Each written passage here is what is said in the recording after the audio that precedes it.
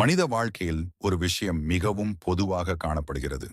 எந்த ஒரு முக்கியமான காரியத்தை தொடங்க வேண்டும் என்றாலும் பலர் முதலில் கேட்பது நல்ல நேரம் எது என்பதுதான். வீடு கட்ட தொடங்கும் போது, திருமணம் செய்யும் போது, புதிய வேலை தொடங்கும் போது, குழந்தைக்கு பேர் வைக்கும் போது கூட சிலர் முதல்ல நேரம் பார்த்து செய்வது நல்லது என்று நினைக்கிறார்கள். இந்த பழக்கம் பல இடங்களில் பல தலைமுறைகளாக இருந்து வருகிறது. ஆனால் ஒரு கிறித்துவர் வாழ்க்கையில் ஒரு முக்கியமான கேள்வி எழுகிறது. கடவுளை நம்பி வாழ்கிற ஒருவர் நல்ல நேரம் பார்த்து காரியம் தொடங்க வேண்டுமா? அல்லது எந்த நேரத்திலும் கடவுளை நம்பி தொடங்கலாமா? இந்த கேள்விக்கு பதில் தெரிந்து கொள்ள நாம் மனிதர்களின் பழக்கங்களை பார்க்க வேண்டியதில்லை. கடவுளின் வார்த்தை என்ன சொல்கிறது என்பதை பார்க்க வேண்டும். பைபிள் மனித வாழ்க்கை எப்படி நடத்தப்பட வேண்டும் என்று மிகவும் தெளிவாக சொல்லுகிறது. அதில் ஒரு முக்கியமான உண்மை என்னவென்றால், மனிதரின் எதிர்காலம் நட்சத்திரங்களால் அல்லது கணிப்புகளால் தீர்மானிக்கப்படுவதில்லை. மனிதனை உருவாக்கிய கடவுள்தான் மனித வாழ்க்கையின் ஆண்டவர். பழைய ஏற்பாட்டில் புக் ஆஃப் டியூட்ரானமி என்னும் நூலில் ஒரு எச்சரிக்கை சொல்லப்படுகிறது.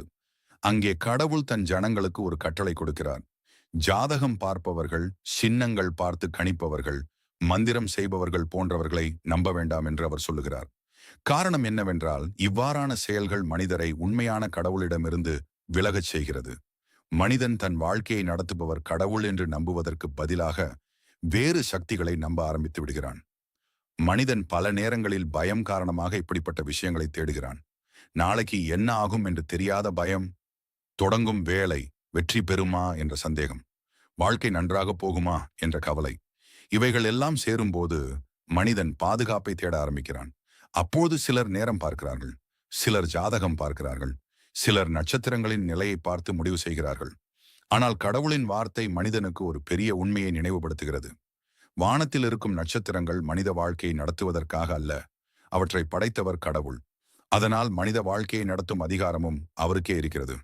புக் ஆஃப் ஐசாயா என்னும் நூலில் இதே விஷயம் பற்றி மிகவும் வலுவான வார்த்தைகள் சொல்லப்பட்டுள்ளன. வானத்தை பார்த்து கணிப்பு சொல்லுகிறவர்கள் உன்னை காப்பாற்ற முடியாது என்று அங்கே கூறப்படுகிறது. அதாவது மனிதன் எதிர்கொள்ளும் வாழ்க்கை பிரச்சனைகளுக்கு தீர்வு நட்சத்திரங்களிடம் இல்லை, உண்மையான உதவி கடவுளிடம்தான் உள்ளது. இன்னொரு இடத்தில் மிகவும் அழகான ஒரு உண்மை சொல்லப்பட்டுள்ளது. புக் ஆஃப் எக்லீசியாஸ்டிஸ் என்னும் நூலில் எல்லா காரியத்திற்கும் ஒரு காலம் உண்டு என்று எழுதப்பட்டுள்ளது. இந்த வார்த்தையின் ஆழமான அர்த்தம் என்னவென்றால், உலகத்தில் நடக்கும் ஒவ்வொரு விஷயமும் கடவுளின் திட்டத்துக்குள் தான் நடைபெறுகிறது. மனிதன் பார்க்கும் நல்ல நேரம் அல்லது கெட்ட நேரம் என்பதை காட்டிலும் கடவுளின் திட்டமே பெரியது. ஒரு மனிதன் கடவுளை நம்பி வாழும்போது அவன் வாழ்க்கையில் ஒரு பெரிய மாற்றம் நடக்கிறது. அவன் இனி நட்சத்திரங்களை பார்த்து பயப்பட வேண்டியதில்லை. அவன் நாளை பற்றி கவலைப்பட வேண்டியதில்லை. ஏனெனில் அவன் வாழ்க்கை கடவுளின் கைகளில் இருக்கிறது என்று அவன் நம்புகிறான். இதனால் ஒரு கிறித்துவர் வாழ்க்கையில் மிக முக்கியமான கேள்வி இதுதான். நாம் தொடங்கும் காரியத்திற்கு நல்ல நேரம் தேட வேண்டுமா? அல்லது கடவுளின் ஆசீர்வாதத்தை தேட வேண்டுமா? ஒரு மனிதன் கடவுளிடம் ஜெபித்து அவரை நம்பி ஒரு காரியத்தை தொடங்கும் போது அந்த நேரம்தான் அவனுக்கான சிறந்த நேரம். மனிதன் தேர்ந்தெடுக்கும் நேரம் அல்ல, கடவுள் நடத்தும் நேரம்தான் வாழ்க்கையை ஆசீர்வதிக்கிறது. சில சமயங்களில் கலாச்சார பழக்கங்களால் சிலர் நேரம் பார்க்கலாம். அது குடும்ப வழக்கம் காரணமாக இருக்கலாம். ஆனால் கிறித்துவ விசுவாசத்தின் மையம் வேறொரு உண்மையை சொல்லுகிறது. கடவுள் இருக்கிற இடத்தில் பயம் இருக்க வேண்டியதில்லை. மனிதன் தன் வாழ்க்கையை கடவுளிடம் ஒப்படைத்து நடக்கும்போது அவன் வாழ்க்கையின் ஒவ்வொரு நாளும் அர்த்தமுள்ளதாக மாறுகிறது. அந்த நேரத்தில் நல்ல நேரம் என்று தனியாக தேட வேண்டிய அவசியமில்லை. ஏனெனில் கடவுளுடன் இருக்கும் நேரமெல்லாம் நல்ல நேரமாகவே மாறுகிறது. இதனால் ஒரு விசுவாசி மனதில் வைத்திருக்க வேண்டிய ஒரு உண்மை இருக்கிறது. வாழ்க்கையை நடத்துவது நட்சத்திரங்கள் அல்ல, ஜாதகம் அல்ல, மனித கணிப்புகள் அல்ல. மனிதனை படைத்த கடவுள்தான் வாழ்க்கையின் ஆண்டவர்.